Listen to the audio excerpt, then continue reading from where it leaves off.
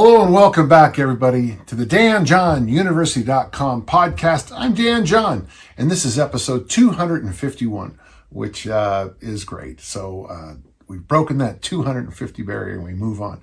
Remember, if you have questions, send them to podcast@DanJohnUniversity.com. This is a question-driven podcast, and I really appreciate you guys sending in all the great questions. Another fun set today coming in. We've been doing this for a couple of years, and it really is the quality of the questions. So thanks so much, and let's get started. Our first question is from Thomas, and he's from Poland. I've been to Poland. I'm writing to ask your expert opinion on a matter that has been on my mind. Assuming a life of leisure, which I have, I would love to know what your version of the path would be based on your own programs and also on the other training programs that you have recommended, such as 531 by Wendler and others. Your knowledge and experience in the field is highly respected, and I believe your insights will be invaluable in helping everybody achieve their fitness goals. Yeah, I like this question, Thomas, and the reason I like it is it really does tie in with that inner circle, that group that I have, and we'll be having another group here in the fall. So I don't know how, I'll just say this. One of our big assignments is the pirate map. Now the pirate map comes from Pat Flynn, and I've mentioned it, this is probably the millionth time, a little exaggeration maybe, but the pirate map is, nobody wants a 500-page book on something. Just tell me what to do is what people say. Well, the pirate map is the tell me what to do thing. And what it is, you pick 3, 5, 8 items that you want to do every single day. The example of a pirate map I usually give is go to St. John's Island, find the white coconut tree, march 7 steps to the west, and dig down, and there's the buried treasure. So, Thomas, for me, I'm already striving to do most of the things that would be my ideal. The biggest thing, I think, and everybody gives lip service, and that's kind of a cliche, but I like this cliche. Everybody talks about the importance of sleep. I take sleep extremely seriously. Maybe it's because for years I struggled with it. And I was finally able to pinpoint with some help a couple of years ago with the issue. Like some people get concussions, I had a little bit of a sleep issue from concussions. No big deal. Able to work through it. I do all these things that help a lot. So, the first thing that helps, at least in my case with the concussion issues, which hopefully are behind me, is the quality of sleep. So I take sleep very seriously. So the first thing in my pirate map, and it's kind of nice because I have some of the stuff here. I think you need to wind down a couple hours before you go to bed. And for me, the easiest way for me to wind down is I make my to-do list for the next day. Even if I have this life of leisure, I would still have a to-do list. There's birthdays, there's dentist appointments, there's, all kinds of things that, you need to make sure you do. I'm leaving on a short trip here, and tomorrow I have to do certain things around the house to prepare for it. So even though I'm going on a minor vacation, I still got things I have to do. So I write those down. The nice thing about writing those things down is it clears my head out. Sometimes I'll write down, call this person or write this person a note or letter. And sometimes at about 7 o'clock at night, I'll say, write this person an email. And I'll say, well, why not do it right now? And I'll just send the email out. So I even have less to do the next day. Before I go to bed, I do take a supplement. I take this supplement called Hibernate. I've talked about it before on the site. If you go to their website, they have a great article on easy strength for fat loss. And it's really nice. And I've supported them for a long time because it's a product I like and care for. I get nothing for that. I don't ever take any money for any of those kinds of, when I like something, I just tell you because I think it's good. So before I go to bed, I take my Hibernate, I take any of the supplements, I floss my teeth again. One thing I do is I do go to bed. I have this bottle of water that I always sleep with. Some nights, depending on the time of year, I might drink the entire, it's got one of those little straws that goes to the bottom so it doesn't spill. I just pick it up and drink. There are nights I'll drink the entire thing, and it's a lot of water. I think it's 32 ounces. And there are other nights I don't even touch it. And I should actually track that. Before I go to bed, the final thing I do is I also make coffee. I like to wake up to the sound of the coffee pot going off and the smell of the coffee. I don't ever use an alarm clock. That's a very big thing in my life. Okay, so for me, Thomas, the perfect day of this life of leisure starts with both sides of sleep. I want to make sure I sleep well, which is why I take the hibernate, which is why I try to get things out of my head. I don't try not to doom scroll on social media.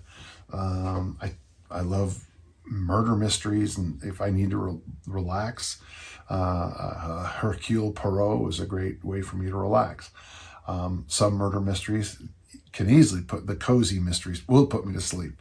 The Jessica Fletchers or the Cat Who series can do that for me. Well, then what I'll do the rest of my life, no matter if I'm a man of leisure or whatever, I will train 3 days a week. Ideally, whole body weight workouts 3 days a week.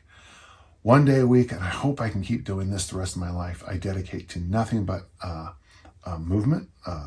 That's mobility work, flexibility work. We use the original strength from Tim Anderson. And then 1 day a week, I go for a heavy ruck. So it's interesting as I go through all this, Thomas, I'm already trying to do those kinds of things. Now, obviously, because I'm a strength coach, a lot of people are going to say, well, what workouts would you do 3 days a week? And that is something this is why I wanted to get here and stop. Obviously, vegetables at every meal, drink a lot of water, eat a lot of protein. Everyone goes in the program, knows what we're talking about. One thing I've learned is that there is no perfect program.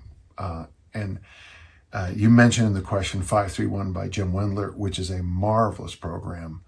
But I also have like my 3-day work program called the Transformation Program. It's Olympic lifting based. It's 3 sets of 8 with only a minute rest. I got to tell you, when you do overhead squats followed by front squats, 3 sets of 8 with a minute rest, it gets everything going. The workouts take 15 minutes, if that. It's a very short program, but this transformation program that I have is something I come back to every year now. I'll be sliding over to it to get ready for a weightlifting meet because I need a little bit. I need some of that real conditioning that you get that I need now. The higher rep front squat and some of that overhead squat stuff. Which, by the way, you can see how excited I am about. 3-day week programs. I mean, when I worked for Bigger, Faster, Stronger, we had a nice 3-day week program. Jim Wendler, of course, is basically very similar. There's the Meatheads program from Joe DeFranco for washed up meatheads, which I always thought was a great program. I've seen some other things, but I'm a big fan of 3 days a week for most of us for most of the time. Now, obviously, when I slide over to Easy Strength, I move up to 5 days a week. But all those workouts are kind of thinned down. There's 1 day a week even on Easy Strength where I'm going fairly light, and it really is what the word I use is tonic. I just get some reps in, and I feel good, and I'm done. I think 3 days a week is best. If you read the work of Frank Zane, he has some great bodybuilding 3-day a week programs, a lot more volume than I recommend for most people. I don't necessarily think you have to go Monday, Wednesday, Friday, Monday, Wednesday, Friday. I think you can, and I think it's a really good idea to play around with taking an additional day off or slamming 2 workouts in 2 days back to back, just as experiments, just to keep you going. But the key, Thomas, is that no matter where I am in my life, I'm going to keep doing the walking. Well, I'm going to sleep those 8 or 9 hours every night. I'm going to eat vegetables at every meal. I'm going to drink water as my main beverage. I'm going to emphasize walking. I'm going to emphasize 3 days a week lifting. I'm going to emphasize getting my mobility in. I have a pretty good life. I spend my money, unlike a lot of people. I have a real reasonable car, and my home it's obviously got some nice things in it and everything, but it's reasonable. And I do spend money on travel, both for work and fun.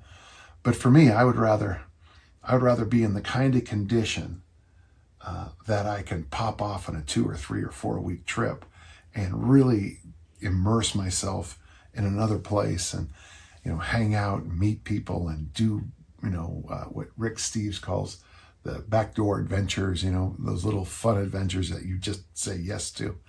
So for me, that's what I'm looking for in my life. The last thing I try to do every single day is make a difference. It's our little family mission statement here in the home. It's interesting. We have a family motto.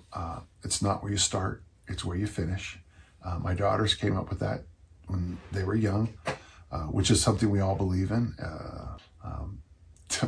very much. And then our daily kind of let's make sure is to make a difference. And so one of the things, if I did have a life of leisure, one of the things I really strive to do a little bit more is make a difference. Tomorrow, as just a small example, I work with young people who specialize in training people at senior care centers. And I'm really proud of that. The fact that I was asked to help, and they're young. I mean, they're in their early 20s, late teens in one case, and they're trying to step up and help, you know, people exercise at senior centers. And I'm just honored to be part of that whole thing. So sometimes something as simple as that, taking what I do for a living, kind of codifying it and simplifying it a little bit, and then sharing it with others is what I love to do most in the world. So even when I have, Thomas, my life of leisure, I hope to still be giving back, maybe more than I get. So thank you. Fun question, and thank you. Appreciate it. We have a question from Tim. Tim says this: my ultimate goal is to pass the 100 kettlebell snatch test unofficially in my garage. I can already hear a voice in my head saying, if you want to get better at kettlebell snatches, you should do kettlebell snatches. Oh, yeah, because that's something I would say. After all, runners run, cooks cook, and, you know, sprinters sprint.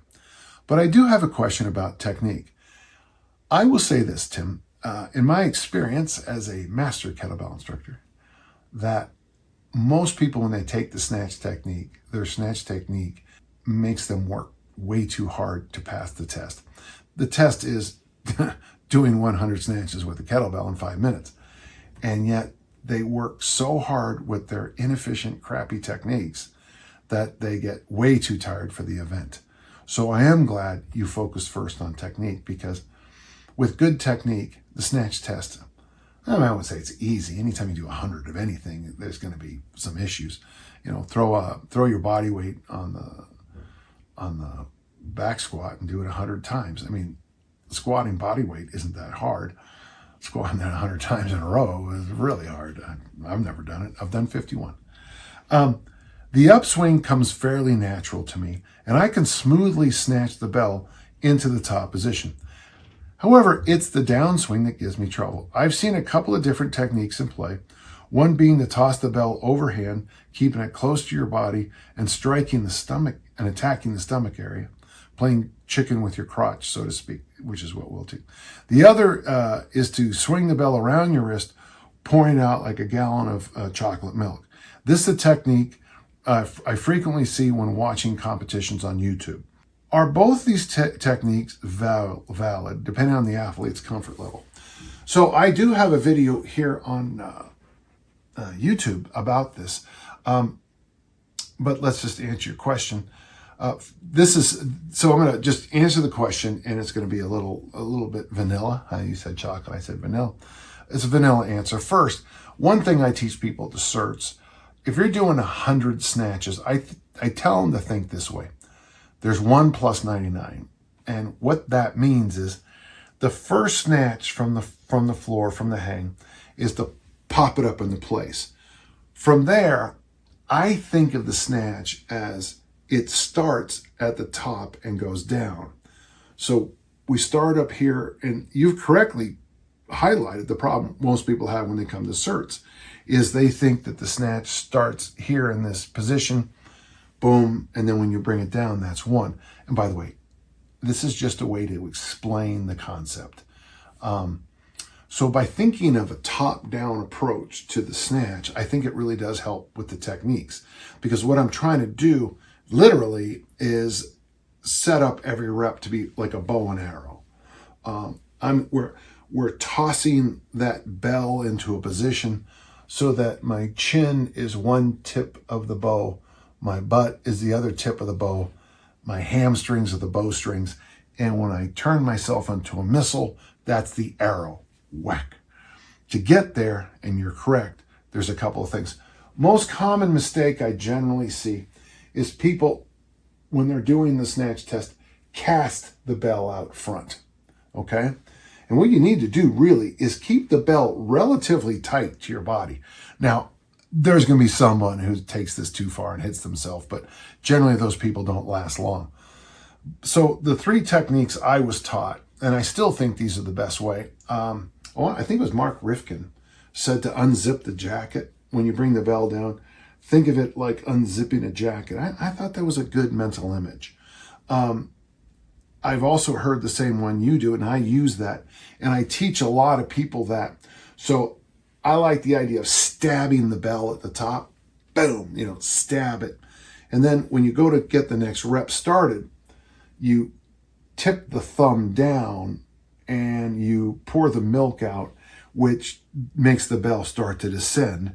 And of course, I like to even think of it to try to accelerate it, and that'll lead to our 3rd technique. But at the top, just dip the thumb and that'll start the bell coming down. That'll drop the bell here and it'll start coming down.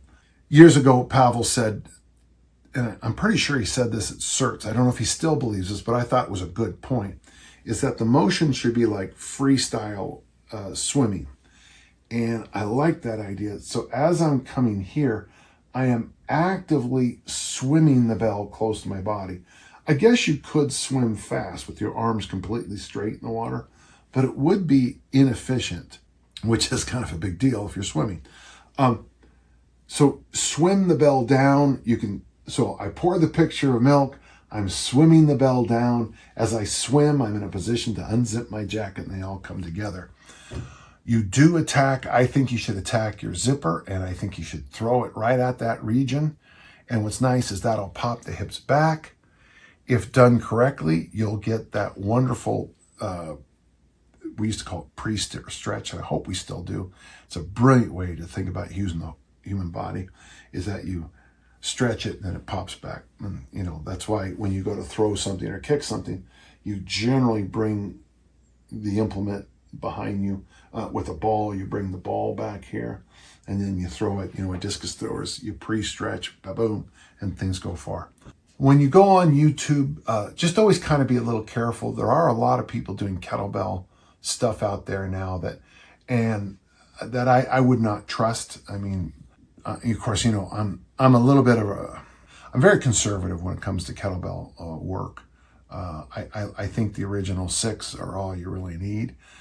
That would be, the Turkish get up, the swing, the snatch, the clean, the press, the goblet squat, and or the double kettlebell front squat. Those are the tools. Those are the best things. But I see people doing all this other stuff. And by the way, the kettlebell is also great for suitcase, waiter, and rack carries. Just awesome for that. But I see people doing all this stuff that I think borders on dangerous, and it even borders on liability. I remember in this book here, the Track and Field Omni book, when I got it, the original in 1971, there's a nice little section on warning people about, bending and twisting with load or ballistics. So I'm a little conservative. I'm not a big fan of the bend and twist stuff, especially with speed.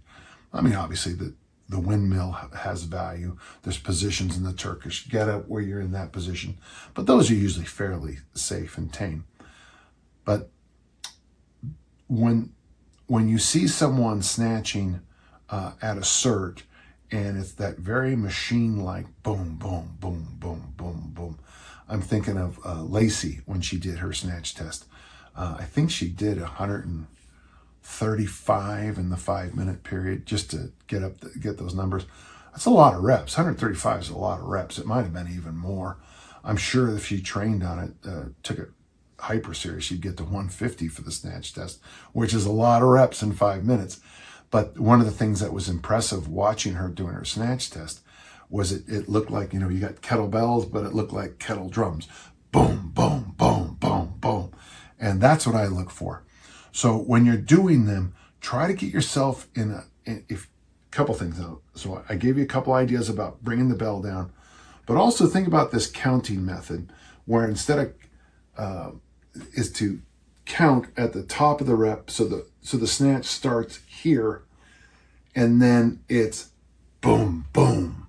I know I keep making noises, but I don't know any other way to explain it with some clarity. Thank you. Fun question, and I hope this helped. And let me know if you do it. It's a fun test. We got a question from Ben. I do an hour ruck daily with a 30-pound plate, but I'm interested in turning up the fat burning rate, and I am intrigued by your principle of lifting then walking. Would you recommend doing something like the ABCs for a few cycles before my walk? I was thinking about adding that complex for 2 to 3 sets before I ruck. I'd love to hear your thoughts on it. Well, I have a new book on this. You can get it at danjohnuniversity.com/bookstore on the ABC. I like the ABC idea, Ben, and I think a lot of our listeners would really get a lot of value out of doing the ABC before the ruck. The only thing I think you said this for a few cycles, 2 to 3 sets. Let's do this. Let's go 5, 10, or 15. And I would vary it probably every day. With those 3 numbers, you could do something as 15 rounds, day 1, ruck. Day 2, 5 rounds, ruck. Day 3, 10 rounds, ruck. I would also recommend, like maybe on day 4, don't just go ruck. And maybe even on day 5, don't even ruck, just go for an hour-long walk. So you get some natural change and some natural rhythm in there. You mentioned here daily for an hour. The other thing you notice that I also recommended, going for a walk without the ruck. I would also recommend that you play around with your plates a little bit. If you can go, obviously maybe 30 pounds 3 days a week, but if you could go something as light as 10, okay, obviously 1 day a week, I'd like you just to walk without any load at all. But just try to vary the ruck loads just a little bit. I've had some real success with going lighter on the rucks, which is kind of counterintuitive, especially for a weightlifting guy, but it works. The one nice thing about the lighter rucks is when you get home, at least in my case, I'm still feeling pretty good. I'll go garden. I garden in my ruck jacket. I have those real tight, close to the body ones, that have all the clips and zippers so nothing moves. So gardening with your ruck equipment is eye-opening. If you ever want to get really sore, garden with a ruck jacket on. I think 2 or 3 rounds is probably not enough. If you're just doing it as a basic warm-up, yeah, I could see that, but I would like to see you do at least 5 and try this idea of changing things around. If you did, no matter how you work it out, make sure you have a 1 day that you do more of the ABCs, okay? So maybe 1 day you do that 15. I'd love to see you get up to 20. In the book, I recommend getting up to 30. But I think it's a good idea. I would love to see what happens with a heart rate monitor to find out where you are when you first put that ruck jacket on and go, and then where you are maybe at minutes 15, 30, 45, and obviously an hour. That'd be kind of a fun little thing. So the ABC's got my heart rate to here. And then maybe when you first walk, it stays high. Maybe at minutes 15, 30, it might dip off. 30 to 45, it might maintain, and you might find it going up towards the end. But it'll be a nice experiment to see what happens. Hey, thank you, Ben. I hope that helped you. Thank you. We have another question from Ben, another Ben. I'm wondering, what is the difference between barbell and kettlebell complexes? Could you do the ABC complex with a barbell, or is a barbell better suited to the style of complexes from Mass Made Simple? I'm not looking for a moral imperative, but your experience is appreciated. If you cover this in your book, feel free to skip this question. I'll buy it. Yeah. You can also find the book at armorbuildingformula.com or danjohnuniversity.com. barbell.com/bookstore. Yeah, I don't know if you can exactly do the the ABC complex with barbells. So in the book, I put a variation that worked. Now, whenever you write anything or whenever you adapt anything, there's going to be 200 people are going to post here. I did it, no, But when something's not working, it's pretty obvious to me. Now we can still just, I was just in England, and in England they drive on the wrong side of the road. Well, hey, I'm an American. I don't care what these people are doing. I'm going to drive on the right side of the road. Well, I mean, I could probably get away with that for a while until something bad happens. So you can do practically anything in the weight room until something bad happens. And I think it's part of my job to, make sure bad things don't happen. When I think of complexes with the barbell, generally I feel like I have a bigger toolkit. Like we can always stick in, and you'll notice in my complexes, I stick in rows and good mornings and back squats into practically every single one because they're so easy to just plug in. If I have 3 exercises in a row that I think make a good idea, top of my head, we're going to do snatch grip Romanian deadlifts. We're going to do snatch grip. We're going to do power snatches. We're going to do overhead squats. Well, what do I do next? Drop the bar down, do back squats, do good mornings, flip the bar back, finish with rows. There's your 6 complex exercises. I barely even use my brain to make that work. So with kettlebells, my good friend Pat Flynn has a million of them. He's got so many complexes. But for me, and I'm sure it's because of my barbell background, I don't like all the variations. Like I don't like doing lunges in the middle. I mean, we're doing double kettlebell cleans and all of a sudden we're doing lunges. And I like to stick with the 3 exercises that I have in the ABC. That's a personal thing. I don't like, for example, putting snatches in kettlebell complexes. And yet, I mean, I know at certs, we do it and it works well. I just don't like it. Maybe it's because I see so many poorly done kettlebell snatches that it just makes me go, yeah, maybe not so. But this is a great question. Thanks for mentioning Mass Made Simple. I think I only have 1 complex in Mass Made Simple, but if you read my other books, I have about 6 plus.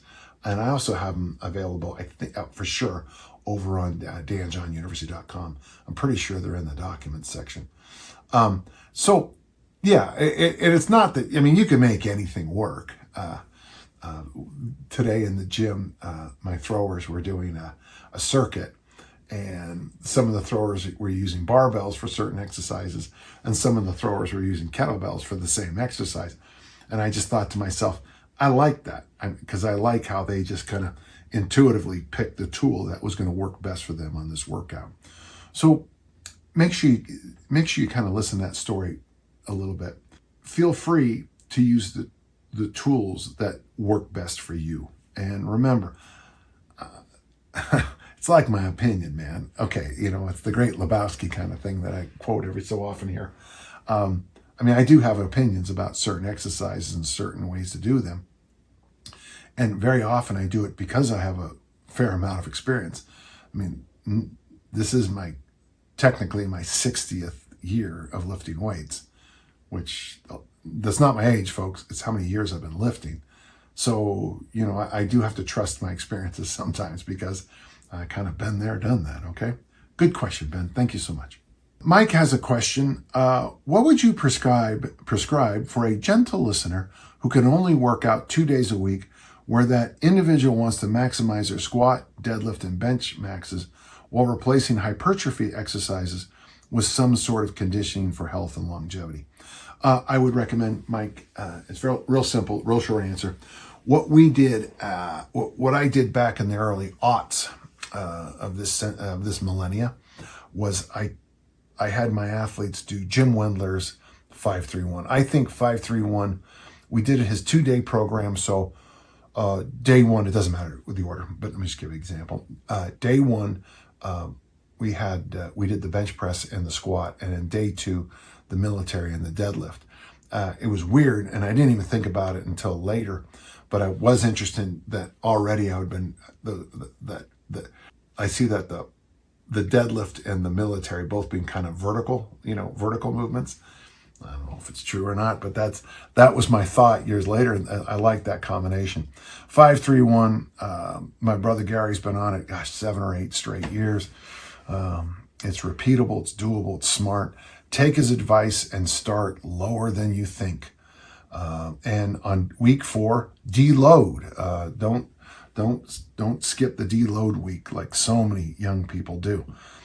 When you're saying replacing hypertrophy assistance work with some kind of conditioning, I would like more insights on this, but you have so many options. I mean, personally, if you're going to do the 5-3-1, boy, these workouts aren't going to take long at all. So, throw on a weight jacket, a weight vest, go for a ruck with some heavy hands, or if you have kettlebells, get some high rep swings in there, or whatever you have.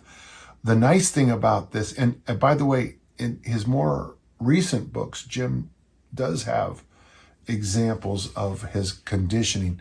It might be a little bit too much, but because he does a lot of his conditioning is lots of hill sprints. It's hard work.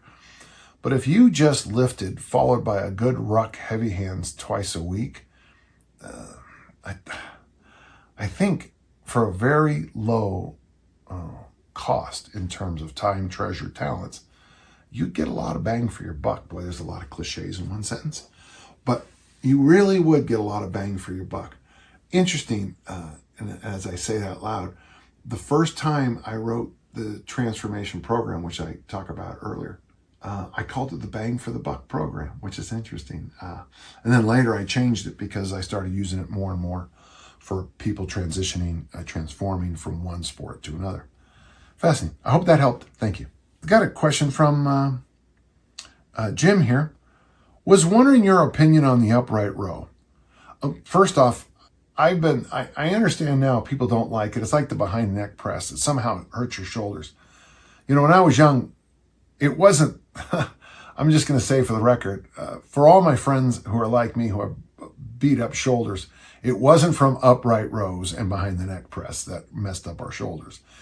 It was the bench press. It was too many push-ups. It was collision sports, and it was being an idiot. So when I like the upright row, it is one of those classic exercises. If you read the Bosco books, Muscle Molding, Harry Pascal, his first exercise in his bodybuilding program is the upright row. It's a good exercise, but like all exercises, it's just got compromised by people using far too much weight and trying to bounce them.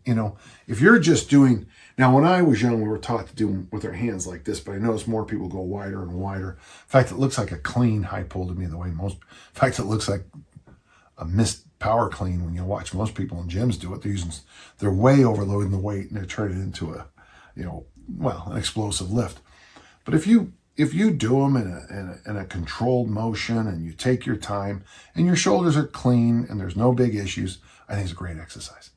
Specifically, as a pull variation in easy strength, I'm working through changing angles as the variable for my same but different changes while doing easy strength, and I've settled on a chin variation, a horizontal row variation, and was considering upright rows to round out the pulling varieties. I have no known shoulder issues, if that is a factor, and I'm 42 years old. Boy, I tell you, I can't really say that it's a perfect. Generally, when we talk about pulls, generally we're thinking of the movement that comes like this with the body. Now, with this exercise, it's going to be, up there. But Jim, if you don't have shoulder issues and you've been doing a horizontal row, you've been doing pull-up, chin-ups, and you want to try this for an experiment, I think it's a great idea. I will say this, and Jim and all the listeners need to know that anytime you do a 4-week, 8-week, 12-week experiment, even if it's a miserable failure, you always learn great things from it. And sometimes you you get these little benefits that you don't even notice. So yeah, I'm a big fan of short-term experiments. Listen, if it's the worst thing you've ever done and you only do it for 4 to 8 weeks, it's 4 to 8 weeks, like I said before. 60 years of weightlifting. That's what I've been lifting weights for 60 years. And I mean, that's 126 months. I mean, that's 243 months. I made a lot of mistakes in my life, and I've got a background of dumb things in my head that I can pull out, but it's only 3 months. And if 220 of those, I'm getting lost in the math, 3-month experiments are pretty good, and 20 of them are pretty dumb, you're trending in the right direction still. When I think about exercise selection, I often will think about buying individual stocks. Wealthy people don't pick. Warren Buffett has said this too. What you want to do is you want to pick a stock. Ideally, that makes you, it just keeps growing and growing and growing. Well, if you can just pick one perfect stock, well, geez, you'll do really well. But most of us, I invest and, I have, say like I have 10 stocks. One of them probably makes more money than the other 9 combined, even if I bought them all at the exact same price. So I think that way about exercises, that, or exercise programs or whatever, workouts. If this 3-month experiment is a devastating failure, at least not to do that again. But often what you'll realize is that maybe you were wrong, and then you need to clean up your technique. So yeah, I like the upright row, and I think it'd be a fun variation, and let me know how it goes. Thank you. So Brendan, which is a great name, as a longtime listener of the podcast and listening to the types of questions people tend to ask, it would seem that people want to be as well-rounded as possible by and large. Brendan, I like that. Now, obviously we do select the questions each week, but I can look at the analytics of who watches my podcast. And really, I think you're right. When we get negative comments in the comment section at the bottom, if I look up the person, generally the person they have no content and they just got a thing so they can comment and be a jerk. Or I'll go there to their site and I'll realize that this person is a bit of in some cases, lunatic. And in some cases, they're just all over the place. Very often, they're very young. But most of our listenership to the podcast and to the various things, they are a bit like with the inner circle. It's lawyers and it's business owners and it's successful people, highly ranked military people, people from literally every law enforcement community can imagine at the upper end of law enforcement. And they just want to be well-rounded people. I love being around well-rounded people who can talk about books and movies and art, and whether 5 sets of 2 is better than 2 sets of 5. So let's continue. Few athletes are more well-rounded, jack of all trades, master of none, than the decathlete. And I've been around some good decathletes. Famously, I got beaten by Bruce Jenner in the discus when I was young and good looking. Yes. What program would you draw up for the average Joe who might want to emulate the versatility of a decathlete? You hate chasing multiple rabbits, but the decathlete appears to chase speed, power, and endurance. What's interesting, decathletes tend to make very good coaches, not just track and field coaches, but very good life coaches too, because of exactly what you're saying, because they have to do that blend. They have to make a decision. If you want to bulk up as a decathlete to improve your shot put, you just took away a lot of points out of the pole vault in the 1,500 meters. And if you decide to really just get great in the 1,500 meters, your discus shot and maybe even javelin are going to suffer big. I don't necessarily like your choice of the decathlon because, the discus is great for the discus. The javelin, I guess if you're a good enough javelin thrower, you might be able to live a little longer and some survival TV show or something. You know, you could take down a, I don't know, elk or something. But the idea of that you want to be someone who can sprint, and you can sprint, you know, these various distances, the 100 and the 400 and the 1500, that's a hard human combination. You can high jump and long jump. You can throw those things. You can jump over stuff. I have said many times on this channel that if you really want a fat loss program, just train like a 400, you know, become a 400-meter runner. It's the best fat loss program I've ever seen in my life. It is remarkable what it does to human bodies. There's issues, and the issue is the 400 meters is horrific. It's terrible. It's anyone who's ever run 400 meters in a race will say, "Oh yeah, it's well." You know, I've been on relays, and there is nothing happier in the world when you take that baton and you give it to the next person. Here, take that while I go throw up, you know. I'm not going to give any specifics on this answer, but one of the things I strive for in my own training is 3 days a week. Basically, I'm an Olympic lifter or, you know, a kettlebell enthusiast. 1 day a week, I am a movement specialist. You know, when we do that tonic Thursday, 1 day a week, I'm rucking, you know, I'm doing the Appalachian Trail, and I'm carrying my own life on my backpack. I think everybody listening should combine some sprinting with some rucking, with some lifting. Wednesday mornings is when I do my Great 8 workout, and that's my higher speed day. That's the day I do the cross crawls, the sprints, the backward running. What do you call them? Skippity slappities is what my athletes call it. One exercise. It's skipping, where your right hand hits your left knee and then your left hand hits your right knee. Skippity slappities. And I go with it because that's what we call it. So what I think you need to do is just kind of write out some of the tools you have, some of the ideas you have, and then give each quality at least 1 day a week. I wouldn't go 2 days a week right away because, you know, build yourself up to it. But that's the idea. Fun question. Thank you. We have a question from Braxton. I have had an interesting experience with Easy Strength. I took a break from what was traditional bodybuilding style training, and I've been doing Easy Strength for the past few months. I've noticed a rather large gain in terms of muscularity while doing Easy Strength, and I was wondering if this is something you typically see and do think is reasonable to expect continuing gaining muscle on Easy Strength. Braxton, I think it's one of the great problems in the field I'm in. When bodybuilding basically took over, and it was in 1975, 1976, 1977, it was Arnold's first book, Education of a Bodybuilder. It was Pumping Iron. And once the Conans and the Terminators showed up, the answer to all questions was bodybuilding.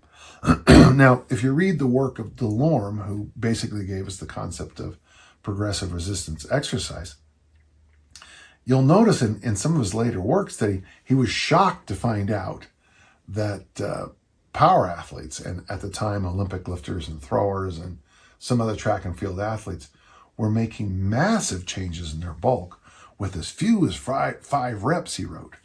That's just one of my favorite things he ever wrote, because he was convinced, like everybody, that the higher reps of the tradition of bodybuilding, and this is even back in the 40s and 50s, bodybuilders did the higher reps, where you get all that wonderful, you get the pump, you know, and all that stuff.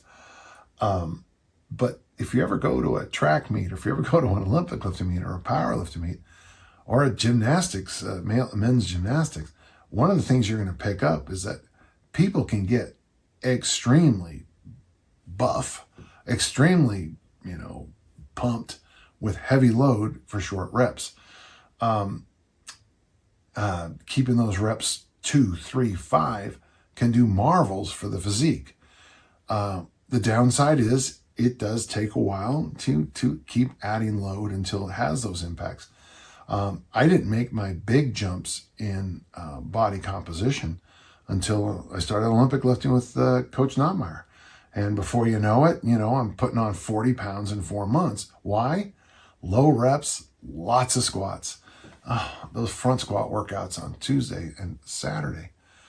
You know, it was just like a set of 3. Eric would do a set of 3. I would do a set of 3. He would go set of 3, set of 3, set of 3, set of 3. We'd sit down and we would just sweat, and these massive pools of sweat would get underneath us, and it was just disgusting.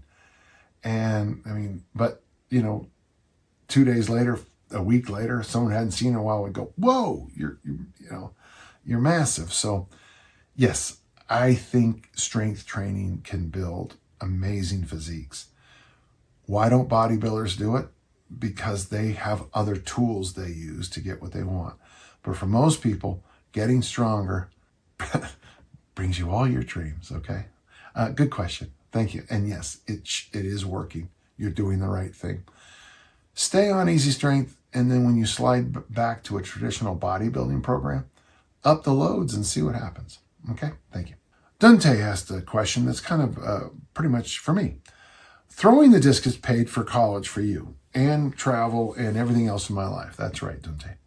But you clearly loved it enough to keep at it, right, through at a high level for 41 years, which is a lot of years. What's the story of that last college track meet and the year that followed it?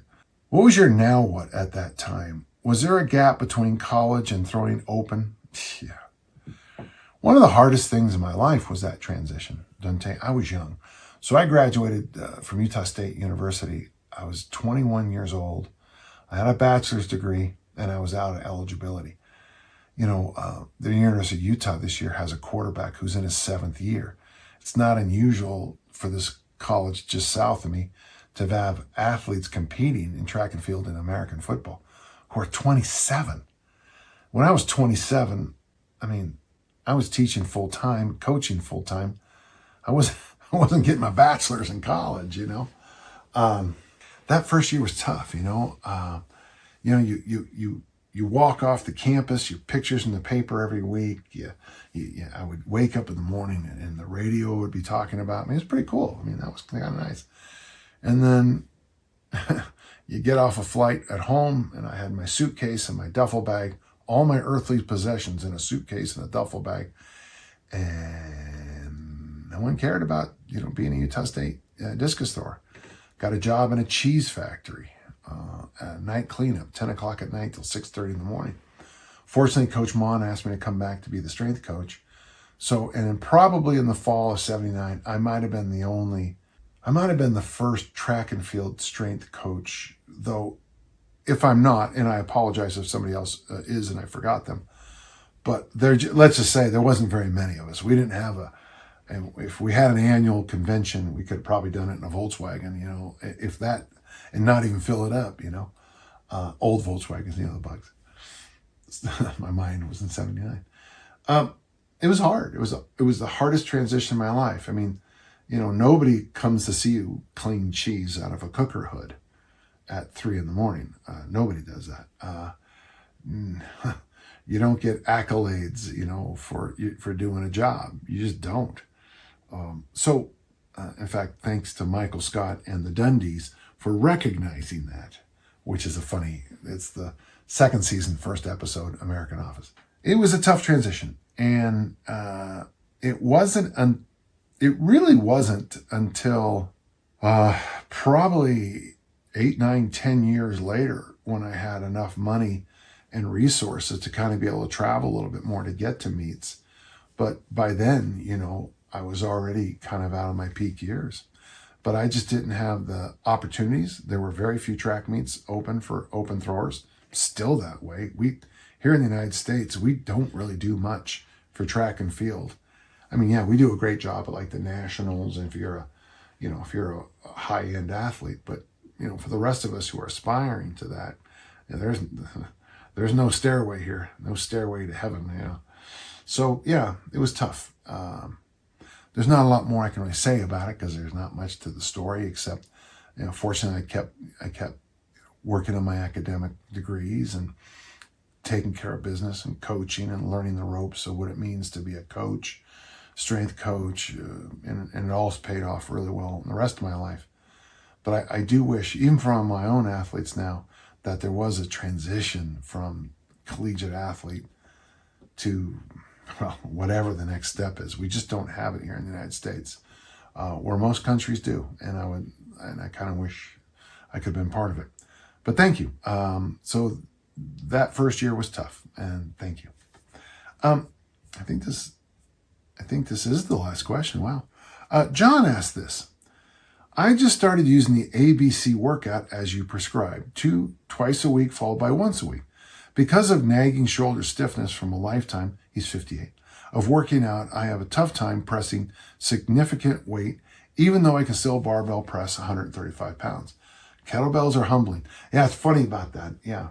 So Mike and I have been doing high volume, both high number of sets, high number of reps with 135 pounds on the barbell. I mean, lots.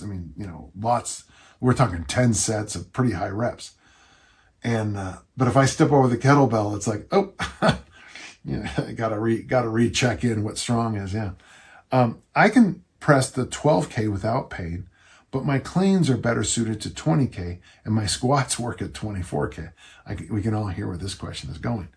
So in frustration of using 10K for the ABC workout, I have broken the complex into its 3 separate lifts in order to try and strengthen my press to a more suitable to the clean and squat. I know you have said in the past that the press will give out first when doing this workout. So it is better to get my press up separately, or better to do the ABC workout as prescribed and accept the lighter weight for the clean and squat. Well, I do have good news for you, John. The book is available. The Armor Building Formula, Bodybuilding for Real People, Dan John. So in that book, I do answer basically your question. So for you, I would stay as prescribed, because that's what I'm asking you to do. And in the alternate days, as I've noted before, we push that higher rep press stuff. I think higher reps, with your barbell press being 135, I think you might just need more practice with the kettlebell press. Don't just put a line in the sand and say, I'm not strong enough to do this. It could mean, you just need more practice with the position. Also, if you do have shoulder issues, it's strange because generally most people I work with who have shoulder issues, the barbell bothers them more than the kettlebell. So you're kind of opposite here. But I'm just wondering out loud if it's technical. Okay, your press technique needs some love. If you can look up on the website an RKC, Russian Kettlebell certified person, they might be able to help you. If you live close to me, drop by and I'll set you straight on the press. Okay, stick with it as I said it. Look at the book, maybe get some ideas about it. But I think I would prefer you did it as prescribed because of all the reasons.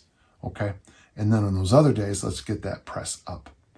Wow, that's it for today. That was relatively easy for me. Again, if you have questions. This is a question and answer podcast. Send them to podcast@danjohnuniversity.com. I'll do my best to answer each and every question. And until next time, let's all keep on lifting and learning. Thank you.